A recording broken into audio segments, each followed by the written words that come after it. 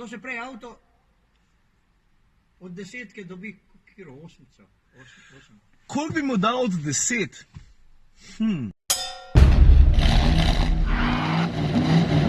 Eškva, jaz sem zadnje dni bolj frej.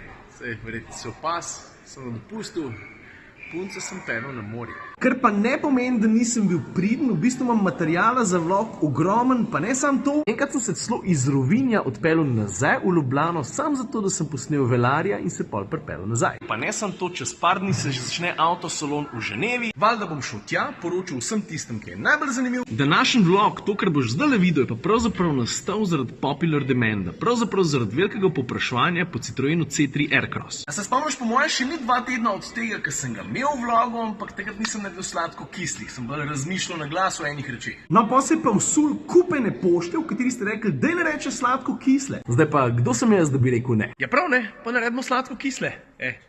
Veš, kot dneva. Ponavljati valjda ne rabim, tole je C3 Aircross. Ta prva sladka, tukaj vidiš nad mano, panoramska streha. Ta stvar je ful dobra. Prostora ne dosta, ne? Ja bi rekel, glede na velikost avta zelo.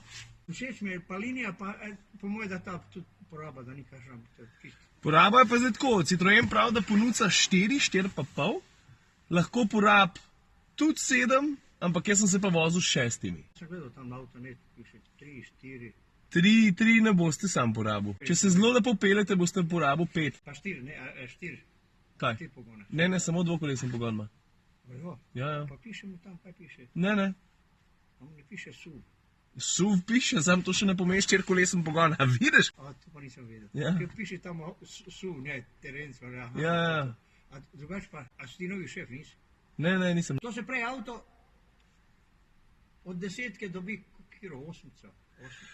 Koliko bi mu dal od 10?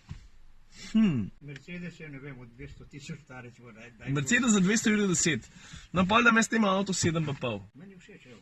Ok, zmereno. Lepo se vejte, čau.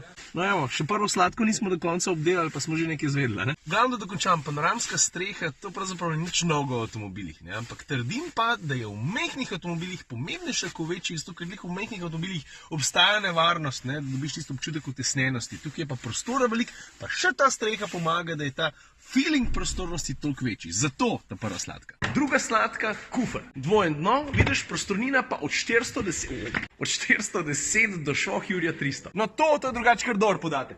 V tem primeru se lahko narediš od luknjo, vidiš, za smučke. Pa ajde temu kufru recimo lahko dodam še prostor v drugi vrsti. Nama rekel, da ga je ogromen, ne? Ampak v primerjavi s C3 ima ta avto 6 cm daljši medosje. Zdaj 6 cm, to je približno tokle. In sliš se ne velik, ne? Ampak 6 cm za avtomobilsko kabino pomeni ogromen. Četrta sladka, motor. Zdaj je res, da bi jaz tukaj še najrajš videl 3-valenega dizla, v tem primeru gre za 4-valenega bencinarja, 1.6 konjev. In zdi se mi, da je v povezavi s tem avtom to kar dobra kombinacija. A zakaj se mi zdi dobra povezava s tem avtom? Zato, ker je, če ga znaš malo pomanhandlat, zato, ker spodaj je malo len, zna biti prijetno živahen. Jač, zdaj pa kisle. Prva je zelo jasna, preprosta, v tem avtu je preveč pretrde plastike.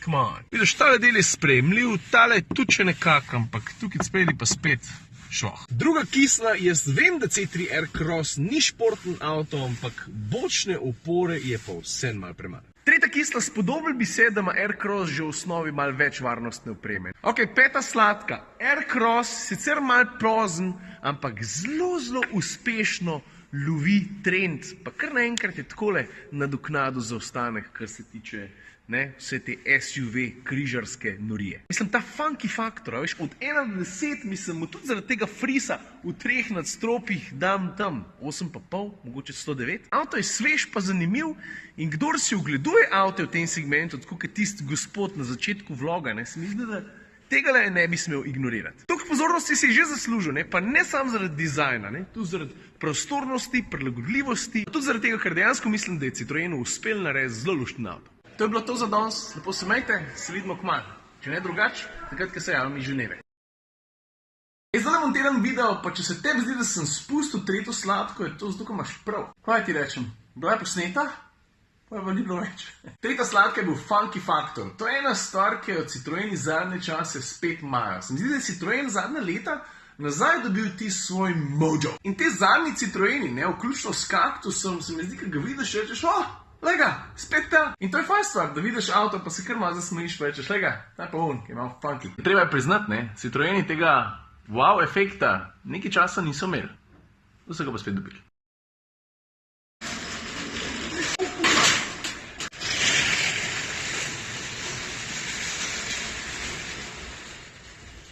Oh.